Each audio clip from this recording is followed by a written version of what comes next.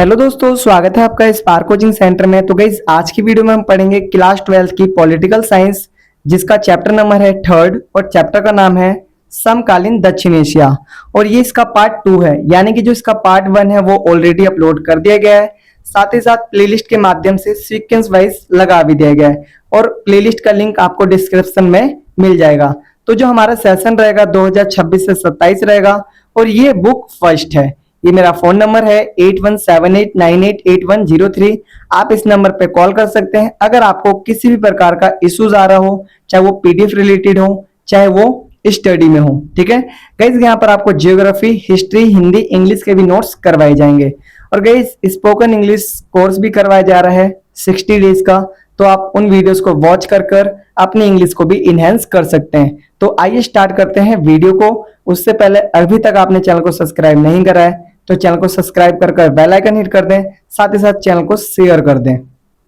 तो देखिए, इसमें हम 2 मार्क्स और 4 मार्क्स के क्वेश्चन करने जा रहे हैं। ठीक है, महत्वपूर्ण प्रश्न उत्तर। क्वेश्चन नंबर 15 है आपका, लिट्टे क्या है, LTTE क्या है। तो आइए देखते हैं।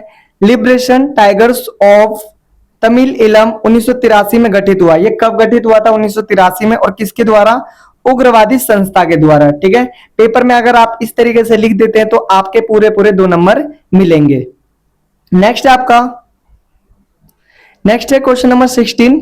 दक्षेश का पूरा नाम लिखिए। जो दक्षेश है यानी कि सार्क, उसका पूरा नाम लिखना है। तो देखिए आंसर, दक्षिण एशियाई सहयोग संघ। ठीक है, दक्षिण एशियाई सहयोग संघ हिंदी में है, 1985 में बना था। ठीक है, और south Asian association for regional corporation कब बना था? 1985 में। कितने देश है इसमें? Total 8 countries. आप ये भी सब मेंशन कर दें ताकि और भी बढ़िया नंबर आपको मिले।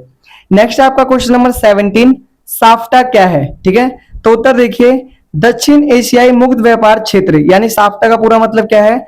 दक्षिण एशियाई मुक्त व्यापार क्षेत्र। इसको ना SAFTA ऐसा करके लिख लेना, तो आपको साफ्टा बहुत अच्छे से पता रहेगा। क्षेत्र है, इसकी स्थापना इसलिए की गई ताकि दक्षिण एशियाई देशों में व्यापार किया जा सके। ठीक है, इसकी जो स्थापना थी वो क्यों की गई थी? ताकि जो दक्षिण एशिया के जो देश हैं उनमें व्यापार बहुत ज्यादा अच्छा हो सके और बहुत ज्यादा तेजी से हो सके, मतलब उनका आर्थिक ग्रोथ बहुत अच्छे तरीके से हो सके। ठीक है भाई, नेक्स्ट क्वेश्चन है क्वेश्चन नंबर 18। भारत और पाकिस्तान के संबंधों को सुधारने के लिए कोई 2 उपाय सुझाइए। देखो, भारत और पाकिस्तान के बीच तो युद्ध होते रहते हैं, आपको पता ही होगा। तो अब बोला जा रहा है कि इनके युद्धों को शांत करने के लिए, यानी कि कुछ ऐसे सुझाव बताइए जिनसे इनके संबंधों को सुधारा जा सके, अच्छा किया जा सके। तो देखिए, यहाँ पर बता रखा है, पहला, दोनों देशों को सभी विवादों का समाधान शांतिपूर्ण बातचीत के माध्यम से करना चाहिए। दोनों देशों को क्या करना चाहिए भाई? पहले बैठक करनी चाहिए और फिर सारी बातें बोलनी चाहिए, फिर उसके हिसाब से उनको बातचीत कर उनके अपने विवादों को शांत करना चाहिए। ठीक है, खत्म करना चाहिए। नियमित संवाद से गलत फहमियां कम होती हैं और आपसी विश्वास बढ़ता है। अब जब हम कंटिन्यूसली मिलते रहे, जैसे एक साल में 4 बैठकें होगी, 5 बैठकें होगी, तो इससे क्या होगा? इससे कहीं ना कहीं जो संवाद है वो बढ़ेंगे और कहीं ना कहीं जो गलत फहमियां वो ठीक होंगी। नेक्स्ट देखो, बता रखा है दूसरा, व्यापार, खेल, शिक्षा, पर्यटन और सांस्कृतिक कार्यक्रमों को बढ़ावा देने से दोनों देशों के लोगों के बीच मित्रता और सहयोग बढ़ेगा, जिससे संबंध बेहतर हो सकते हैं। देखो, कह रहे हैं कि व्यापार अगर होगा तो बहुत अच्छा होगा, खेल होंगे तो और ज्यादा अच्छा होगा, शिक्षा में, पर्यटन मतलब एक दूसरे देश एक घूमने आए। ठीक है, सांस्कृतिक कार्यक्रम मतलब कुछ ऐसे कार्यक्रम जो पाकिस्तान के हों और इंडिया में मने और कुछ यहाँ के वहां पर। ठीक है, तो इससे क्या होगा? कहीं ना कहीं सहयोग बढ़ेगा और मित्रता बढ़ेगी और जो इनके बीच में जो झगड़े हैं वो कहीं ना कहीं खत्म होंगे। ठीक है, तो ये 2 सजेशन है। आपके पास कोई और सजेशन हो तो कोई और सजेशन भी दे सकते हैं। नेक्स्ट क्वेश्चन है आपका 98। दक्षेश की सफलता में आई किन्हीं 2 चुनौतियों का उल्लेख कीजिए। देखो, जो दक्षेश है, अब दक्षेश क्यों टूट गया? दक्षेश को क्यों नहीं माना जा रहा? जैसे यूरोपीय संघ आज भी बना हुआ है, आसियान है, लेकिन दक्षेश नहीं है। क्यों? क्योंकि कहीं ना कहीं रीजंस है। क्या रीजंस है? कि जो यहाँ के जो दक्षिण एशिया के देश है ना, इनमें आपसी सहयोग नहीं है, इनमें आपसी मित्रता नहीं है। तो भाई, जहां पर मित्रता नहीं होगी जिन देशों में, वो कैसे आपस में रह सकते हैं? ठीक है, तो आइए देखते हैं। पहला, भारत पाक के बीच तनाव। देखो, भारत और पाकिस्तान के बीच आपको पता है कि तनाव है, उसके कारण भी कहीं ना कहीं जो दक्षेश है वो कहीं ना कहीं असफल रहा। ठीक है, दोनों देशों के राजनीतिक और सुरक्षा संबंधी विवादों के कारण दक्षेश की कई बैठकें प्रभावित हुई, जिससे संगठन की कार्य क्षमता कम हुई है। मतलब कहीं ना कभी पाकिस्तान नहीं आया किसी बैठक में, किसी में भारत नहीं गया। तो इस तरीके से क्या हुआ, इस तरीके से कहीं ना कहीं वो संगठन उस हिसाब से नहीं चल सका जैसे संगठन को चलना था, और कहीं ना कहीं इसी वजह से ये जो संगठन है वो टूटा और कमजोर पड़ा। ठीक है, आगे देखिए दूसरा, सदस्य देशों के बीच आपसी सहयोग की कमी। देखो कहीं ना कहीं जो सदस्य देश हैं वो 8 देश जो भी हैं, ठीक है, तो उनमें क्या है, उनमें आपसी सहयोग कम है। ठीक है, तो जो आपसी सहयोग कम होगा तो कहां से आगे बढ़ पाएंगे। ठीक है, आपकी फैमिली है, फैमिली में अगर आपसी सहयोग नहीं होगा तो आप आगे बढ़ पाएंगे, नहीं बढ़ पाएंगे। तो इसी तरीके से जो दक्ष है वो भी आगे नहीं बढ़ पाया। तो देखिए सदस्य देशों के बीच मतभेद, सीमित आर्थिक सहयोग और निर्णय को लागू करने में देरी के कारण दक्षेश अपने उद्देश्यों को पूरी तरह हासिल नहीं कर सका। देखो जिस कार्य के लिए दक्षेश को बनाया गया था, यानी कि आर्थिक और राजनीतिक, वो चीजें नहीं हो पाई क्योंकि देशों का सहयोग उस तरीके से नहीं था जिस तरीके से होना चाहिए। ठीक है भाई, नेक्स्ट क्वेश्चन है 20th। दक्षिण एशिया के क्षेत्र में शांति व सहयोग को बढ़ाने के कोई 2 उपाय सुझाइए। देखो दक्षिण एशिया के 2 देश हैं, उनमें कोई 2 ऐसे उपाय सुझाइए जिससे कहीं ना कहीं जो दक्षिण एशिया के देश हैं वो आपस में क्या कर सके, शांतिपूर्ण रह सके और सहयोग को बढ़ावा दे सके। तो देखिए ये मेरा फोन नंबर है 8178988103। अगर आपको पीडीएफ रिलेटेड या फिर कुछ अदर इश्यूज आ रहे हो स्टडी रिलेटेड तो आप इस नंबर पे कॉल या व्हाट्सअप कर सकते हैं। देखिए अब यहाँ पर बताया गया है, पहला, दक्षिण एशियाई देशों को बातचीत और कूटनीति के माध्यम से अपने शब्दों विवादों का समाधान करना चाहिए। देखो जो भी उनके बीच विवाद है दक्षिण एशिया के देशों के बीच, उनको क्या करना चाहिए, बातचीत करना चाहिए। ठीक है, जिससे विश्वास और शांति बढ़े, जिससे क्या होगा, विश्वास और शांति कहीं ना कहीं बढ़ेगी। ठीक है, आगे देखिए दूसरा दिखा रखा है, व्यापार, शिक्षा, पर्यटन और सांस्कृतिक आदान प्रदान बढ़ाने से देशों के बीच सहयोग और अच्छे संबंध मजबूत होते हैं।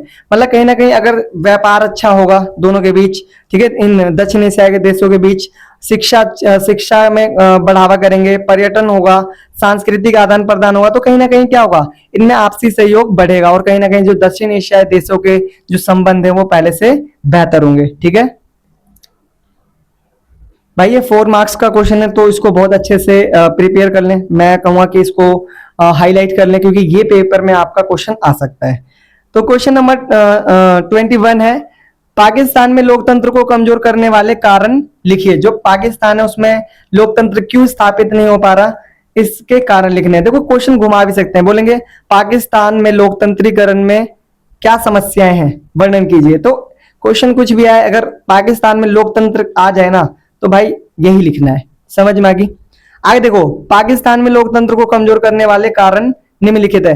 भाई ये मैंने यहाँ पर लिख रखा है ना, इतना सही है, जो 1 लाइन 1.5 लाइन, ये ना आप हर क्वेश्चन जैसे 4 नंबर 6 नंबर का करें ना, हर में ऐड करिए क्योंकि ये कहीं ना कहीं ना पॉजिटिविटी डालते हैं कहीं ना कहीं स्टूडेंट में और टीचर में भी। ठीक है, इससे नंबर ज्यादा भी आने के चांसेस होते हैं क्योंकि कई बार टीचर सिर्फ ये पॉइंट देखते हैं, कर देते हैं टिक। ठीक है, आगे देखिए पहला क्वेश्चन है, पहला पॉइंट है सैन्य हस्तक्षेप। ठीक है, क्या क्या समस्या है लोकतंत्र में बता रखा है। पाकिस्तान में कई बार सेना ने सत्ता पर कब्जा किया है। मतलब पाकिस्तान में क्या है कि सेना ने कई बार सत्ता पर कब्जा कर लिया है, जिससे लोकतांत्रिक सरकारें कमजोर हुई। जिससे क्या होता है कि जो लोकतांत्रिक सरकारें होती हैं वो कमजोर हो जाती हैं। ठीक है, आगे देखिए दिखा रखा है क्वेश्चन नंबर पॉइंट नंबर 2, राजनीतिक अस्थिरता।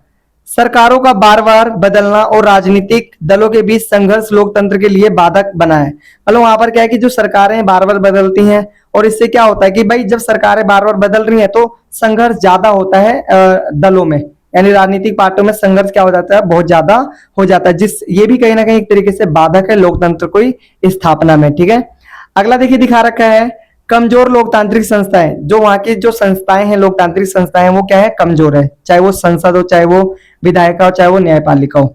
तो देखिए बता रखा है संसद, न्यायपालिका और अन्य संस्थाएं लंबे समय तक पूरी तरह स्वतंत्र और प्रभावी रूप से कार्य नहीं कर सकी।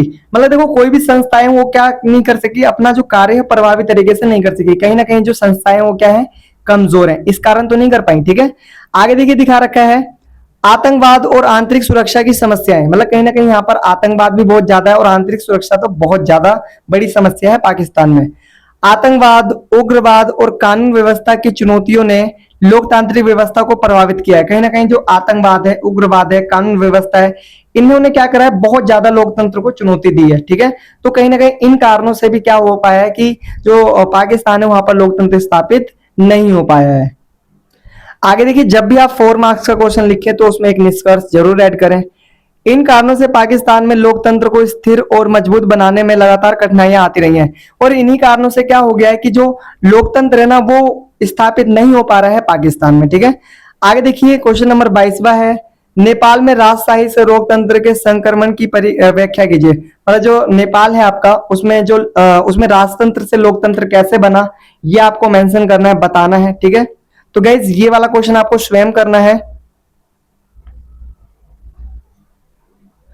और नेक्स्ट क्वेश्चन है 23। ठीक है, क्वेश्चन नंबर 23, दक्षिण एशिया के छोटे देशों और भारत के पारस्परिक संबंधों का विश्लेषण कीजिए। तो गाइज ये वाला जो क्वेश्चन का आंसर है वो आपको पार्ट 2 में मिलेगा। ये भी 4 मार्क्स का है। मेरा फोन नंबर है 8178988103। आप इस नंबर पे कॉल कर सकते हैं या फिर व्हाट्सअप कर सकते हैं अगर आपको किसी भी प्रकार की क्वेरी आ रही है, चाहे पीडीएफ, चाहे कुछ और अदर स्टडीज रिलेटेड। ठीक है, और गाइज आप मेरा स्पोकन इंग्लिश कोर्स भी ज्वाइन कर सकते हैं जो कि 60 डेज का है। आप जब 60 डेज कंप्लीट कर लेंगे तो आप देखेंगे कहीं ना कहीं आप इंग्लिश बहुत अच्छी तरीके से बोल पा रहे हैं, लिख पा रहे हैं। ठीक है, तो मिलते हैं फिर पार्ट 2 में। अगर अभी तक आपने चैनल को सब्सक्राइब नहीं करा है तो चैनल को सब्सक्राइब कर लें, साथ ही साथ शेयर कर दें और बेल आइकन हिट कर लें ताकि इसी तरीके की बेहतरीन वीडियोस आपको टाइमली मिलते रहे। जय हिंद, जय भारत।